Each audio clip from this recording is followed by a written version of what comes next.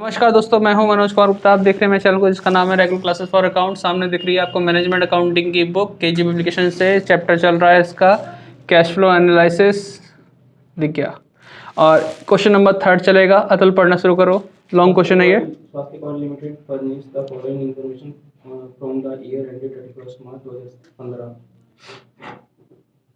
Net profit दे रखा है 12 lakh. Dividend paid include the corporate dividend tax 1 lakh है। Income tax paid during the year है 3 लाख। डेप्रिसिएशन ठीक है क्या प्रोविजन फॉर इनकम टैक्स नहीं पड़ा 3 लाख। हाँ तो इस तो बोला मैंने कुछ और। एक और है income tax paid in the year. Tax paid during the year है 2,80,000 उंगली रख के करना पड़ेगा। इंक्रीज इन वर्किंग कैपिटल एक डेप्रिसिएशन भी है। अच्छा अरे भैया देखो छूट जा रहा है। डेप्रिसिएशन ऑन फिक्स्ड एसेट्स है। बस नाम पढ़ दो बस, है ना, बाकी तो अमाउंट देख लेंगे।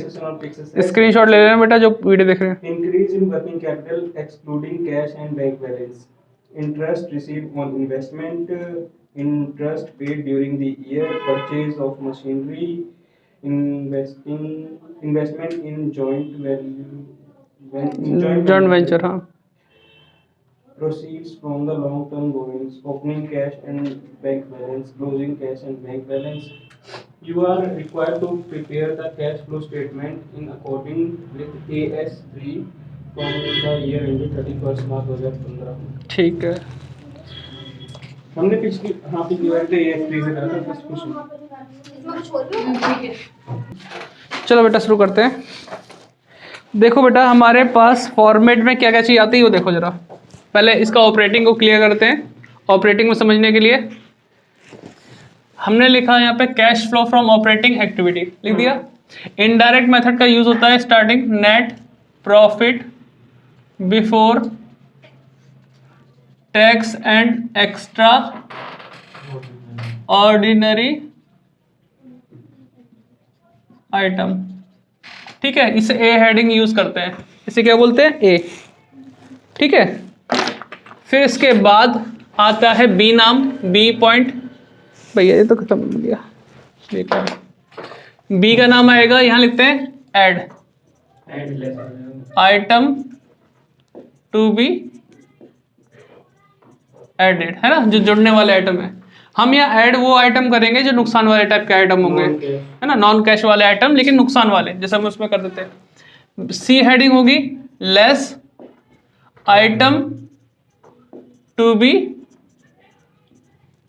डिडक्टेड, है ना। ये हो गया लेस कर। इसमें सब प्रॉफिट वाले आइटम आएंगे, जैसे कि हमारा profit on loss on profit on sale of fix asset वगैरह जैसे। हाँ हाँ, फिर हमारा डी पॉइंट आएगा, डी ऑपरेटिंग प्रॉफिट, है ना, operating profit before working capital changes. ठीक है, ये हो गया हमारे पास, डी आ जाएगा।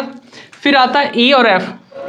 ई एफ, यहां ऐड, यहां पे लेस। इनमें हम वो चीज यूज करते हैं जैसे कि आपका करंट लायबिलिटी है। करंट लायबिलिटी बढ़ती है तो हम प्लस, घटती है तो माइनस। करंट एसेट्स बढ़ता है तो उल्टा कर देंगे माइनस, और घटता है तो प्लस। इस तरीके से काम होता है। लेकिन हमारे इस क्वेश्चन में ये लिखा है इंक्रीज इन वर्किंग कैपिटल। क्या लिखा है? Increase in working capital. और वर्किंग कैपिटल कैसे निकलता है? Current assets minus current liability, यानी करंट एसेट्स का उसमें ज्यादा महत्व होता है। तो करंट एसेट्स अगर बढ़ेगा तो वर्किंग कैपिटल भी बढ़ेगी। तो इसका मतलब वही है कि करंट वर्किंग कैपिटल बढ़ रही है, आपको लेस में लिखना पड़ेगा। यहाँ पे 2 पॉइंट आते हैं लेकिन उनका आंसर हमारे इस क्वेश्चन में दे रखा है इंक्रीज इन वर्किंग कैपिटल के नाम से पहले से इस क्वेश्चन में। तो वहाँ ये ई और एफ ना लिखकर हम वो नाम लिख देंगे इंक्रीज इन वर्किंग कैपिटल और लेस में अमाउंट डाल देंगे। ये जो 84,000 हाँ 84,000 दिख रहा है ना क्वेश्चन में, वो इसीलिए दे रखा है, इनका आंसर निकाल के दे रखा है। अदरवाइज हर क्वेश्चन में ई भी होगा और एफ भी होगा। ई किसके लिए होगा? जहां पे हम ऐड करेंगे आइटम। अगर हमारा करंट लायबिलिटी बढ़ रही है, ऐड। और करंट लायबिलिटी बहुत सारे नाम आते हैं, क्रेडिटर होता है, बीपी होता है ना, और भी बहुत सारी चीज़ आउटस्टैंडिंग वगैरह चीज़ होती हैं। तो वो सब अगर बढ़ रही है तो ऐड कर देंगे और घट रही है तो लेस में आ जाएगा वो चीज़। ठीक है, फिर इसके बाद ई एफ जी एच, बाकी और आगे पॉइंट आएंगे वो हमें आपको बताना पड़ेगा बाद में।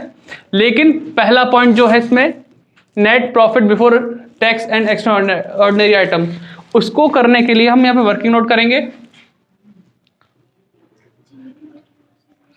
हाँ, ये बिना उसके नहीं होगा वर्किंग नोट का। हाँ, हमने लिखा है कैलकुलेशन हाँ। Profit tax calculation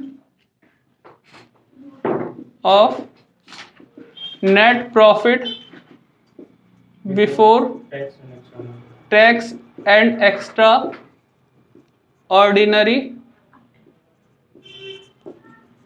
item. ठीक है, इसमें हम लिखे नेट प्रॉफिट जो हमें गिवन है, कितना गिवन था नेट प्रॉफिट, चेक करना। नेट प्रॉफिट भैया है 12 लाख। 12 लाख हो गया। इस पे ऐड करते हैं 4 आइटम। एक होता है ट्रांसफर टू रिजर्व। क्या हमारे पास ट्रांसफर टू रिजर्व है कहीं पे? नहीं है। फिर होता है हमारा कौन सा नाम है, क्या प्रोविजन फॉर टैक्स है। तो प्रोविजन 3 लाख भैया, 3 लाख फॉर टैक्स कितना था? 3 लाख 3 लाख। ठीक है, इसके बाद हमारा क्या आइटम आता है? Propose dividend. ऐसा कोई है डिविडेंड से रिलेटेड? क्या है बताओ? Dividend paid during the year, है ना। तो हमें प्रपोज डिविडेंड हो या फिर लिखा हो propose dividend paid last year वाला, तो वो हमें यहाँ पे ऐड करना होगा। हाँ, यहाँ पे ऐड होता है, फाइनेंसिंग में जाकर लेस होता है, 2 जगह आता है वो पॉइंट। तो डिविडेंड कितना है? डिविडेंड पेड 1 लाख है। 1 लाख हो गया। इसके बाद और भी कुछ है आइटम? इंटरिम डिविडेंड है क्या इसमें? नहीं है। फिर आता है इनकम टैक्स रिफंड, अगर है तो उसे माइनस कर दो। क्या है इस क्वेश्चन में इनकम टैक्स रिफंड? नहीं है। ड्यूरिंग द ईयर क्या है? इनकम टैक्स पेड है। पेड है, रिफंड थोड़ी है। हाँ, तो जो पेड है वो तो वहाँ जगह माइनस होता है। ठीक है, उसका इसमें कुछ नहीं रोल। इनकम टैक्स रिफंड होता तो उससे माइनस कर रहे होते, और एक्स्ट्रा ऑर्डिनरी आइटम कुछ होते तो करते हैं। तो 12, 3, 15, 1, तो बस ये तो प्लस होंगे, माइनस करने के। हाँ 16 लाख हो गए।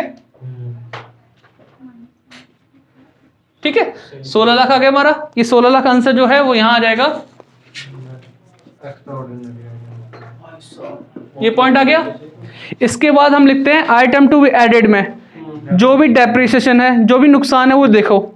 हमारे पास डेप्रिसिएशन और फिक्स एसेट्स कितना दिख रहा है बेटा? थोड़ा ध्यान से देखना लाइन में, गिन के पॉइंट 1 2 3 4 5 1 2 3 4 5 50,000 है। हाँ, तो डेप्रिसिएशन ऑन फिक्स एसेट्स कितना था? 50,000 है। तो 50,000 जोड़ के कितना आ जाएगा वो देख लेंगे। और बताओ इंटरेस्ट पेड। इंटरेस्ट पेड कितना दे रखा है? ये भी 60,000। लाइन ध्यान से देखना, सीधी जा रही है। इंटरेस्ट पेड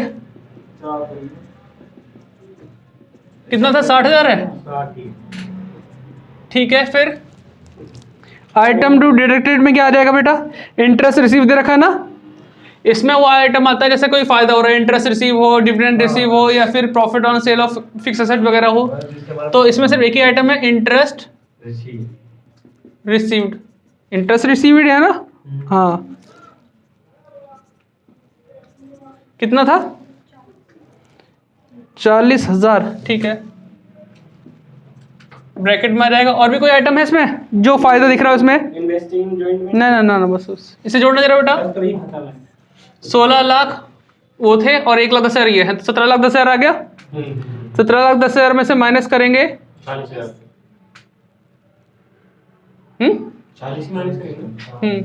17,10,000 में से 40 माइनस करेंगे तो कितना आएगा इसमें से? 16 लाख 70 आएगा। हाँ, ये 70 हाँ। से क्या है? 40। मैंने कमाई। ठीक है, बाल लगा रहेगा। अच्छा। इनके वाले तो 16-17 तक यहाँ तक आ गया, तुम्हारा क्लियर है। फिर आगे हमें पता है ईएफ आता है, लेकिन ईएफ तब आता है जब हमारे पास एसेट्स लायबिलिटी इंक्रीज डिक्रीज दे रखी होती। लेकिन फिलहाल तो इसमें ये दे रखा है increase in working capital, low less में आ जाएगा। इंक्रीज भाई परचेज ऑफ मशीनरी कहाँ से आएगा? वो इन्वेस्टिंग का है। Increase in working capital. ठीक है, क्या हुआ? इन्वेस्टिंग अभी बना हुआ ना, देखो अभी हम ऑपरेटिंग कर रहे हैं इतना करने वाला, इसलिए मैंने और सबके नाम नहीं लिखे। मैं कहा ये जगह ज़्यादा घेरेगा तो इस हिसाब से थोड़ा गैप लेके चलते हैं। मैं सोची यही क्वेश्चन। नहीं। तो ठीक है, इंक्रीज इन वर्किंग कैपिटल कितना दे रखा बेटा? 84,000 बताया था ना आपने। हाँ भैया। कहाँ लिखा ये हाँ 84,000। तो ये जो आंसर है ना वो ई और एफ दोनों पॉइंट को मर्ज करके आंसर निकल रहा है इसका। तीन वर्क हाँ एडलेस के लिए हमने जो पॉइंट छोड़े थे ना उसका ये आंसर है। तो इसे माइनस कर दो, क्या आएगा?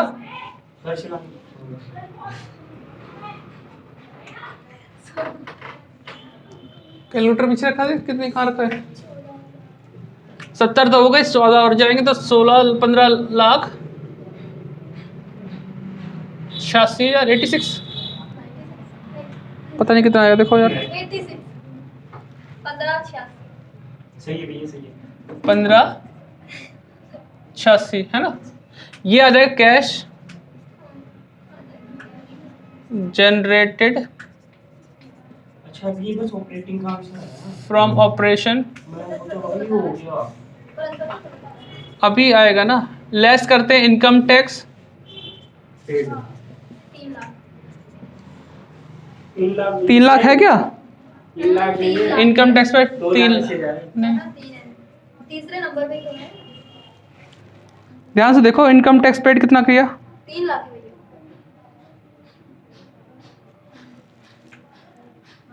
280 है। 280 है यार। अरे अच्छा ये प्रोविजन इनकम, अच्छा पर ये शायद इसमें आंसर तो -3 लाख का। देख लो, देखो देखो इनकम टैक्स तो ये याद है ना जो बच्चों, एक कमी है थोड़ी सी बतानी पड़ेगी आपको। आ जाओ बेटा, एक मिस्टेक इसके अंदर है, थोड़ा सा समझाना पड़ेगा। आपके पास जैसे यहाँ लिखा है इंटरेस्ट रिसीव, और एक और चीज़ है यहाँ पे इंटरेस्ट पेड। अगर वो एडजस्टमेंट में लिखा हो कभी भी, एडजस्टमेंट के अंदर एडिशनल इन्फॉर्मेशन में, तो आप समझ सकते हो कि वो दो जगह आने वाली चीज़ है। आपका ऑपरेटिंग में भी आएगा और उसमें इन्वेस्टिंग में भी आएगा। कौन सा वाला पॉइंट? इंटरेस्ट रिसीव, क्योंकि यहाँ पे फ़ायदा हो रहा है तो उसको दिखाया है, तो हमने यहाँ पे क्या हो जाएगा, इसका माइनस हो जाएगा, और जब हम इन्वेस्टिंग करेंगे वहाँ जाके वो चीज़ प्लस हो जाएगी अगर वो एडजस्टमेंट में है तो। और ऐसे ही हमारा अगर दे रखा हो इंटरेस्ट पेड ऑन डिबेंचर या वगैरह वगैरह दे रखा हो, तो इंटरेस्ट पेड भी क्या होता है, यहाँ पे ऐड होता है, फाइनेंसिंग में जाके लेस होता है। तो वो भी एडिशनल इन्फॉर्मेशन में हो या परसेंटेज लिखी हो तब जाके ये काम जरूरी होता है। तो हमारा यही काम थोड़ा सा एक्स्ट्रा हो गया यहाँ पे, ये हमें मिटाना होगा और यहाँ से ये मिटाना होगा, ठीक है। और इसे हम प्लस करेंगे तो कितना आएगा? 16,50,000, ठीक है। और यहाँ पे कुछ नहीं है तो यहाँ कितना आएगा? 16,50,000 आएगा। और इसे हम माइनस करेंगे तो कितना आएगा बेटा? करना एक बार जरा, तेरे पास कैलकुलेटर है? 16,50,000 माइनस 84, 12,86,000। नहीं अभी नहीं आएगा 12 लाख। अभी तो माइनस कर बेटा, क्योंकि अभी अमाउंट जाता है ना 16,50,000 से माइनस 84,000। मजाक में आया तो अरे यार जाता हूँ यार, पीछे कैसे जाएगा? ला मैं कर दूं कैलकुलेटर, पीछे कैसे जाएगा? चेक बैक वाला होगा इस पर, ठीक है। तो देख 16,50,000 माइनस 84, हाँ 1566। उसके बाद हमारे पास इनकम टैक्स पेड पे कितना 280 था ना, तो उसे करके कितना आएगा हमारे पास? हाँ भाई भैया, हाँ 12 लाख। तो ई एफ का ये क्या आएगा? जी और एच आई में आंसर आएगा हमारा, देखो कितना आएगा भाई माइनस करके? 12,86,000। ये है आपका cash flow from operating activities, ठीक है। ये हो गया हमारे पास, इसको हम बाहर लिख देते हैं, 12,86,000 का आंसर आ गया इस ऑपरेटिंग का। फिर हम लिखते हैं second point, cash flow from, कौन सा आएगा इसमें? इन्वेस्टिंग एक्टिविटीज, ठीक है। इसमें भी हम लिखते हैं ऐड और लेस, ठीक है। ये हमने लिख दिया। ऐड में क्या होगा और लेस में क्या होगा? देखो हमारे पास यहाँ इंटरेस्ट रिसीव ऑन इन्वेस्टमेंट लिखा था, पैसा मिल रहा है इन्वेस्टमेंट पे, तो इंटरेस्ट रिसीव्ड ऑन इन्वेस्टमेंट, तो ये हमारा पैसा आया कितना बेटा? 40,000 लिख दिया। और इसमें एक था जॉइंट वेंचर में हमने कुछ पेमेंट वो किया था, मैं कहाँ लिखा है, ठीक है। और एक और था इसमें परचेज ऑफ मशीनरी, है ना। दोनों चीज़ों से पैसा जाता है, परचेज मशीनरी खरीदने से भी पैसा जाता है और इन्वेस्टमेंट करने से भी पैसा जाता है, तो परचेज ऑफ मशीनरी। 5 लाख, कितने रुपए की मशीनरी थी? 5 लाख, 5 लाख रुपए। और इसके बाद वो है investment in joint venture. 2 lakh, investment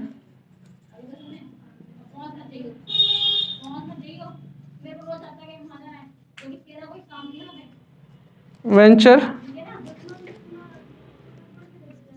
ठीक है। कितना था इन्वेस्ट? 2 लाख रुपए का। तो 2 लाख रुपए हमारे नेगेटिव के हैं और पॉजिटिव के कितने हैं? 40 बस। हाँ, 2 और 5 ही सातों के साथ में से 40,000 माइनस करेंगे तो माइनस का ही आंसर बचेगा। तो माइनस से कितना बचेगा? 6 लाख 7 60,000। तो ये है आपका कैश अब आ रहा हूँ किसी के आंसर। यूज्ड। इन्होंने ब्रैकेट फिर से नहीं लगाए। वो तो हमें यहाँ लगाना, वो तो क्वेश्चन में तो सिंपल देते हैं ना वो लोग, ठीक है। कैश यूज्ड इन इन्वेस्टिंग, ठीक है। अब हमारी थर्ड वाला पॉइंट रह गया। थर्ड पॉइंट कौन सा था?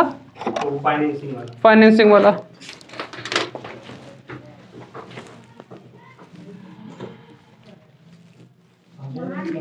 हाँ, cash flow from financing activities, ठीक है। तो हमारे पास यहाँ पे ऐड और लेस। तो अब यहाँ देखो कि भाई ऐसा कोई आइटम हो जैसे कि शेयर इशू वगैरह कुछ है यहाँ पे। Proceed for long term borrowing. हाँ, लॉन्ग टर्म बोरोइंग से पैसे मिले तो प्रोसीड, प्रोसीड्स फ्रॉम 8 लाख है।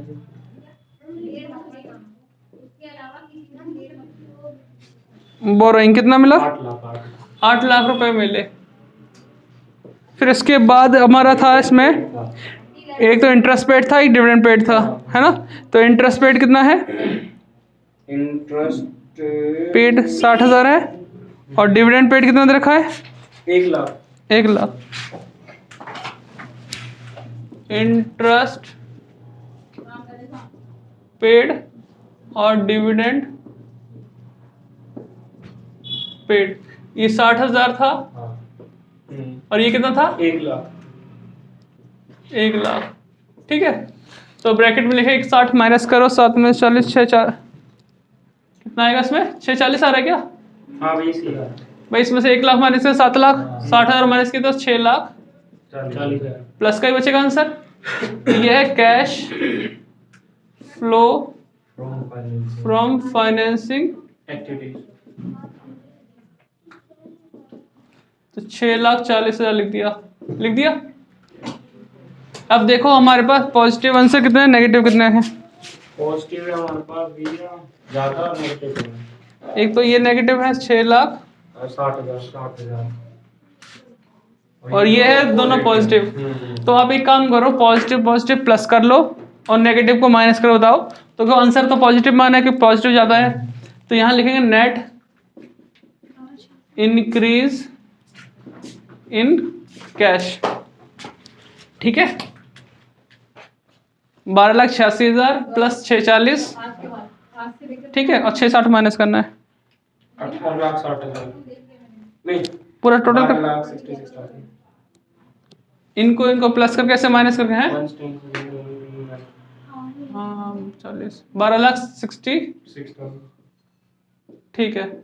अब इसमें क्या करेंगे, ओपनिंग बैलेंस ऐड कर देंगे। Add opening cash and cash अच्छा ये यहाँ है ना, इक्विवेलेंट। 10,000।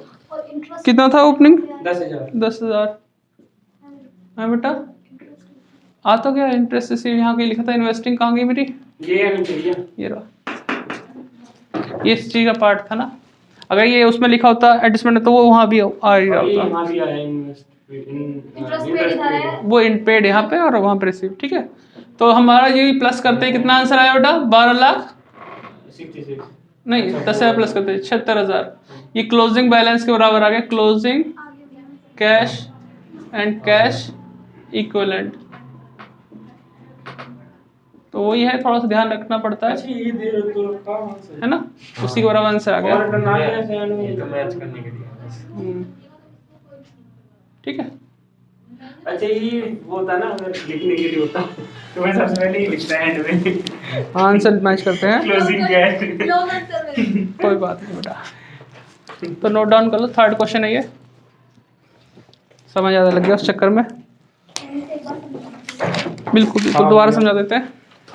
ठीक है, मैं वीडियो ही बंद करता हूँ, आप लोग लिखते रहो, पॉज करके वीडियो। Bye bye.